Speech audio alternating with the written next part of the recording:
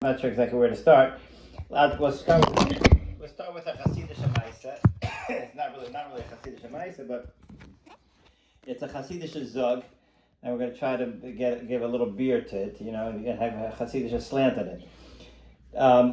One of the Rebbes that I'm very fond of, I'm fond of all tzaddikim, but one of them that is none other than Rav Naftali T. Ravshitzer. Ravshitzer was the Talmud of the Rimanover, Talmud of Chais Milublin, and he was the forebearer of Ravshitz, and you have, let's say, Chikiv, and you have Stachin, and you have, I don't know, whatever, a lot of the Harwitz Hasidic Rebbes. So he made the following statement. He would say like interesting statements once in a while, and I think I mentioned to you about something recently a couple weeks ago. And he made the following statement. He says, "Ein Kelikenu." He says, "Such a beautiful tefillah." He says, "So why do we hold off such a beautiful tefillah till the end of davening? You should say at the beginning of davening, say Ein Kelikenu. Such a beautiful tefillah." So he said that if you said Ein Kelikenu at the beginning of davening, everyone would think davening is over and they would just leave.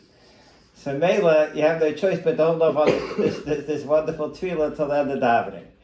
That's like Mehoidu Van Kush.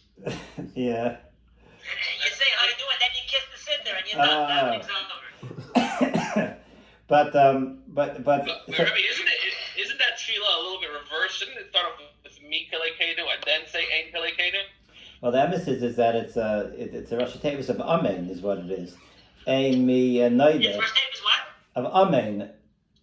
Ein. But still, it seems like you're saying Ein and then saying me, like you're asking the question after you said the answer. Right. Yeah, but there is. Always answers the question with a question. That's how it works. Okay. Yeah, so the reason it's in that order is because it's the remnants of it is amen, and it's supposed to be it's supposed to help you get to be mashing your meya brachos. I forgot there is some sort of cheshbon that the Ein Kelikenu is like a filler for I think for meya brachos, or maybe the 90 amenim maybe. On Yom Kippur, they say kave is an extra 9 amens or something like that. Right, that's what it is. Yeah, that's what it is. But that's why it's Ein Mi and Naida.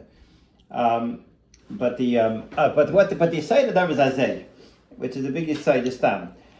Tefillah works. Tefillah is not just Stam. We get up and we daven and we say words, But that's unfortunate when you feel that way. So your daven doesn't mean anything. Tefillah is a whole build-up, and after the whole build-up, when you finally entered into the Rebbeinu Shalom's home and you ask for everything you need and you get it, because when you get into the Melech's house, you don't get turned away. It's like this story, a cute story happened a number of years ago. There was the king of Morocco. He was in France visiting. Morocco and France had a shaykhs, and he had some sort of apartment in France in a fancy building. And there was a from family lived in this building, and they ended up becoming acquainted with the king, and this boy from the family was having a bar mitzvah and gave the king an invitation to the wedding. So the king says, "I want to give you a bar mitzvah present," right? So they say, "Okay." So he calls the secretary and he says, "Write out a check for the bar mitzvah." They hand the kid a check. How much is the check? $50,000. Right? It's $50,000. The famous story. What? The famous story. Yeah, $50,000. That's a crazy amount of money for a bar mitzvah present. He says, "Yeah, it is a crazy amount for a bar mitzvah, but I'm the king of Morocco, and kings don't write out checks for less than $50,000. If I wrote out a check $18, it'd be a joke. Even if I wrote $25,000, $50,000 is sort of like the starting point for a king of a big country, right? So the point is that's the idea by davening. Right? You get into HaKadosh Baruch Hu's home, and you put your you say your tefillah, which automatically gets a response. The response isn't here's a quarter. You have change of $1, right? The response is it's mamish. The whole world is being handed to you on a silver platter. That's what davening is, and it's in the process of davening is bringing down all this tremendous amount of shefa into the world. And Kelikenu is the final bringing down. Ein Kelikenu and Aleinu. This is a final bringing down of all the shefa, which is a very encouraging factor for people to actually stick around and say Aleinu with Kavanah, because Aleinu is literally, it's a final deposit. You got the check, you go to the bank, you fill out the thing, now you just have to hand it to the teller, to deposit it, and that's sort of Aleinu. And if you skip out of Aleinu, it could be you got the check in the mail and you did everything you need to do, and you just never deposit. So that's what Ein Kelkeinu and Aleinu is. It's mamish bringing the shefa and literally, delivering it mamish to where it needs to be. Really, what Rav Naftali is saying is, in as much as Ein Kelkeinu represents this inyan of the whole accomplishment of davening coming, to fruition. If you said at the beginning of davening, you would feel that sense of hashpah, and you would think you're done already. That's what I think is the maybe like the site hadavar. But the reason I'm bringing this out is just to fashtei that davening works, and every chelik of davening literally is part of the mechanics of davening. And to appreciate it, and I think something that's very, very just lemaisa is to pay attention to your aleinus. There's a big tzaddik who's been making the rounds lately from Bnei Brak. His name is Shimon Galei. He's someone that's apparently is a pretty big Baal Madrega. He ended up he comes from from a couple or something. yeah, Mekubal. Yeah, he reads palms. He just tell you about yourself. He seems to be he seems to know things that most people don't know. And I'm scared of these people. I've seen what? I'm scared of these people. I saw him around recently. He's obviously some of the fast slide. He's like very skinny, saying, and he's a big Ovid, and he ended up actually in yeshiva a couple of years ago for mincha by us.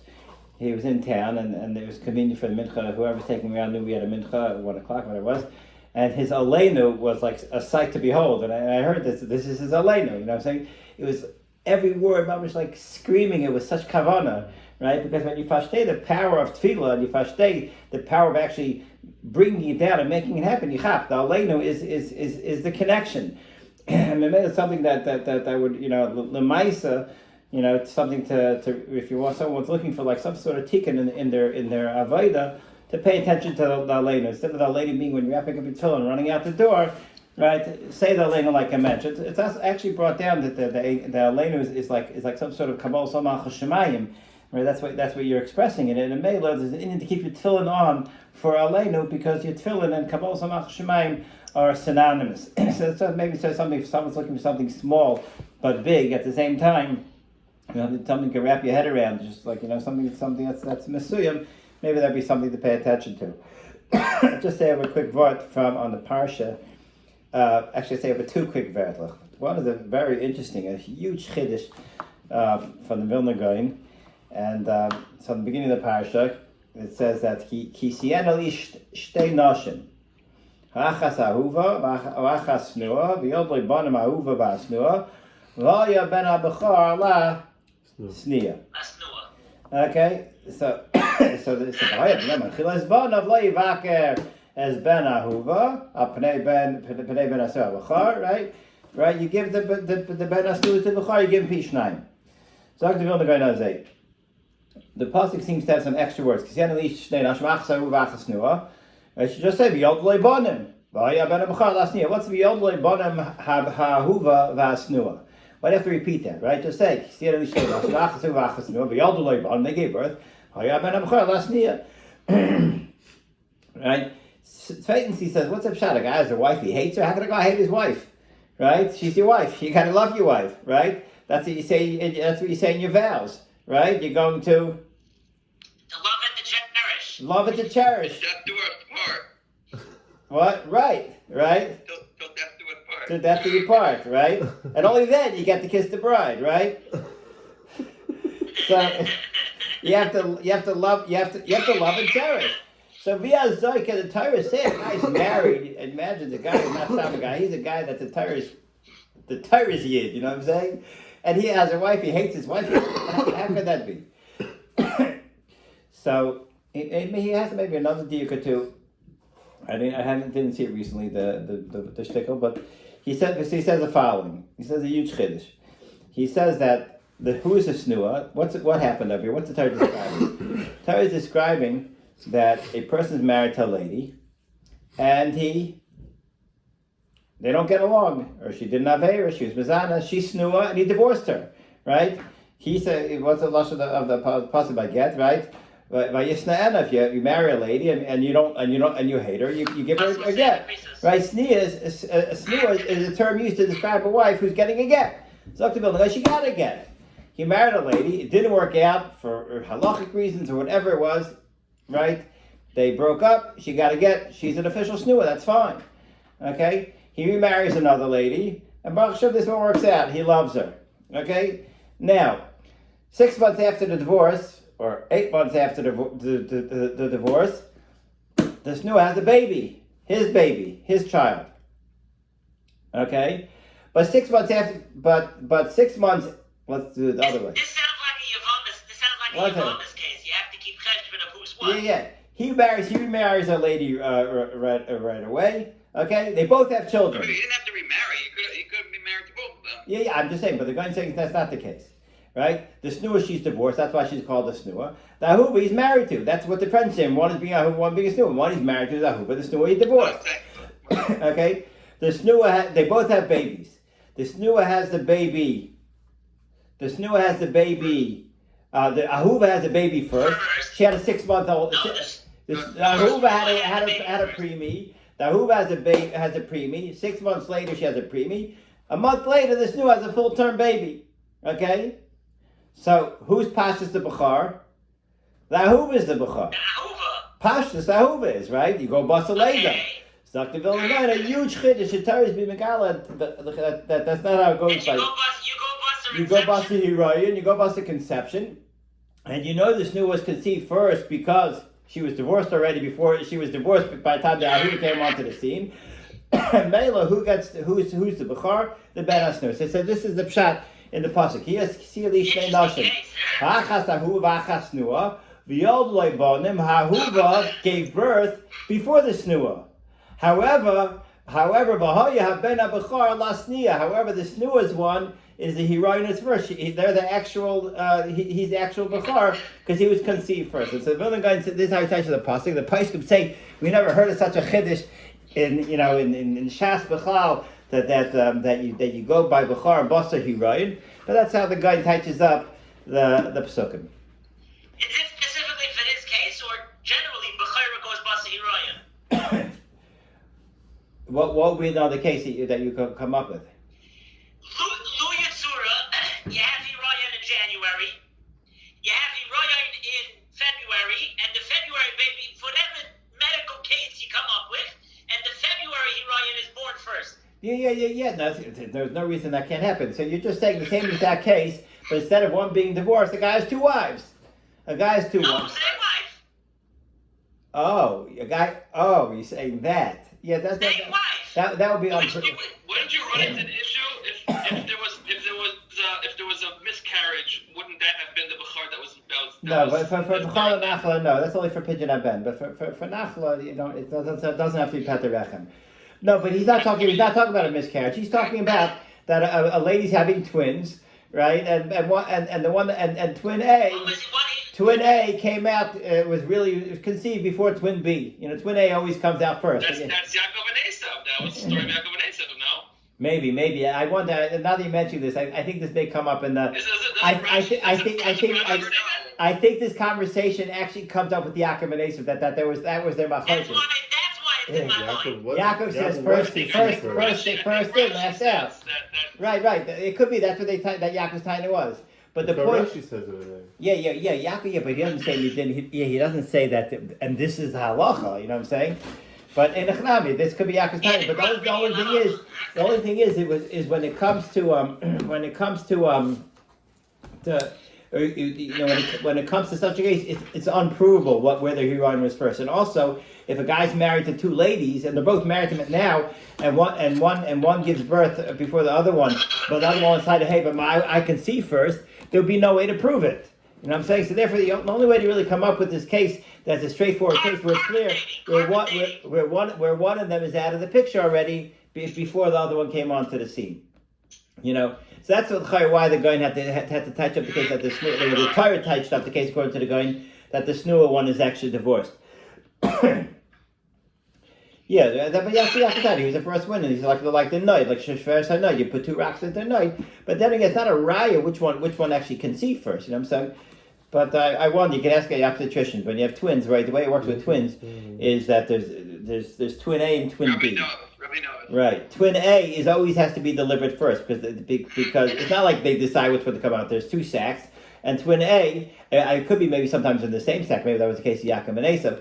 But generally, the way it works is twin A has to come out before twin B, right? But the point is that there's still no telling. Who was conceived first, who was conceived second. Twin A and twin B is probably more dependent on where they actually implanted on the uterus versus. Yaakov Balak, Yeah. Because he wants to be. Because he said he was first one in. Yeah. Marshall's first and night. Yeah. What's the din by Siamese twins? That's like accounting. FIFO, LIFO. First in, first out. Last in, first out. Tzvi got a laugh out of that. The math guy. No, seriously. I think they've only gone two cells. I think he does. They're both boys. Now that you mention it. I think they've only gone two cells that they're actually the accommodation. But even though it's not a raya that he was recently Heroin, but it could be Yaakov and Esav knew who was recently Heroin, and Esav was masking recently Heroin. But what about by conjoined twins? What would the halacha be there? They're done as one person. That's the whole medrash with David Miller. No, Right. I already say they take Pishnayim because they're two kids. They take They take PR, you say. I mean, is it a din of Bechar on both of them? I mean, only if they stay conjoined. What if they're separated? Right. So they have different styles about determining. There is I saw a. I'm not sure where it was. I seem to recall seeing the Ben Ish Chai, but there was a case where there was two conjoined twins, and each one kind of they're the ikar. And so what they did was is they Come on, Melech. You put the bag on one end and you put hot water on the other one. Two babies and he said, "Cut one baby." Yeah, that was. No, the hot water. They put a bag on his head. They put hot water on the other one. Whatever. Right. Well, they stabbed one, and when they stabbed one, the other one screamed. They still stabbed the other one. Only he screamed.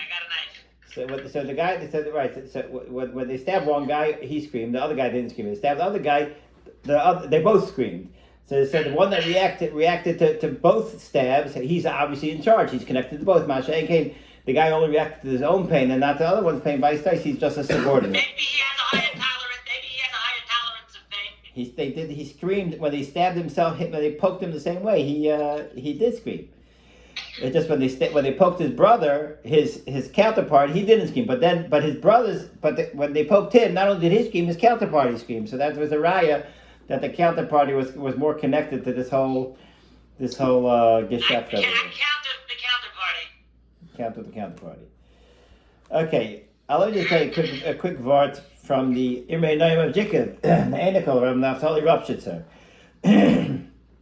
He just says just a remez, this week's parsha, about Tshuva Tefila Tzedakah Ma'avirnus Re'ah Gzeira. Right, what is the meaning of Tshuva Tefila Tzedakah Ma'avirnus Re'ah Gzeira?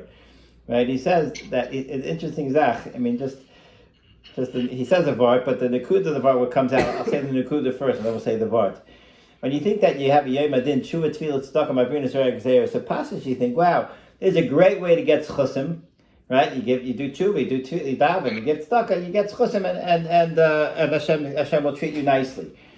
The vart of the tifkat of his vart is really different. He says tshuva, tefillah, tzedakah are ways of bettering yourself. When you better yourself, so you beat the Yetzer Hara, right? The person that's connected to Yetzer Hara comes here, and then Hashem sees the Yetzer Hara over here.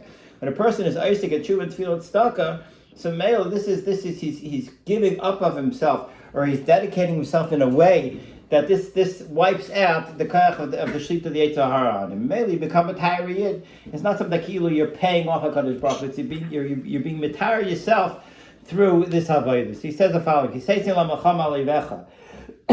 Who's your ayiv? Who's your greatest ayiv?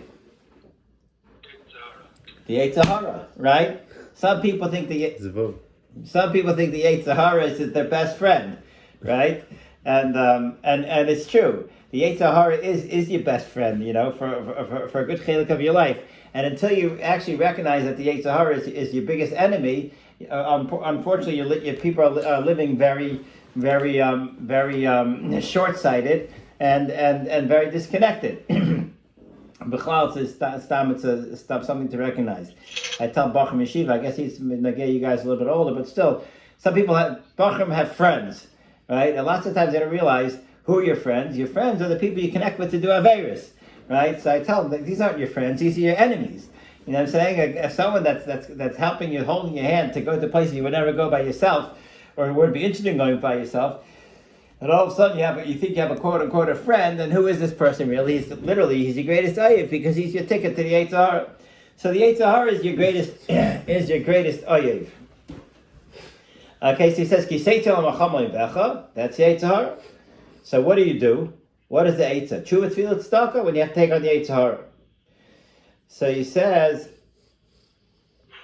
Kisei Machal Becha Zeh Yetzer Hara. V'nisana Hashem Alikecha, right? Biyodecha, right?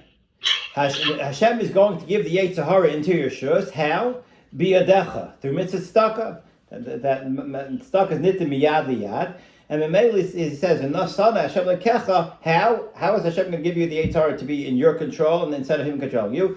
Biyodecha, through your ma'asev yadayim, which is the mitzvah of tzedakah.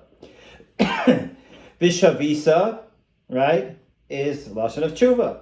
Okay, nesal shalakecha biyadecha through tzedakah, vishavisa through tshuva, and shivyai, he says, is tefila. Why is shivyai tefila? So he says that that tefila is tefillah is always tiknum, right? We spoke about this once upon a time. What is tefillah? Tefillah works. Why does tefillah work?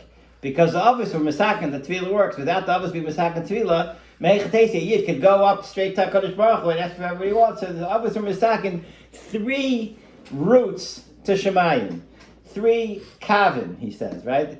When you have Chesed, Gvura, and Tiferes, you know it's the Gimel kavin, and each kav is a direct route to HaKadosh Baruch Hu, which is tefillah.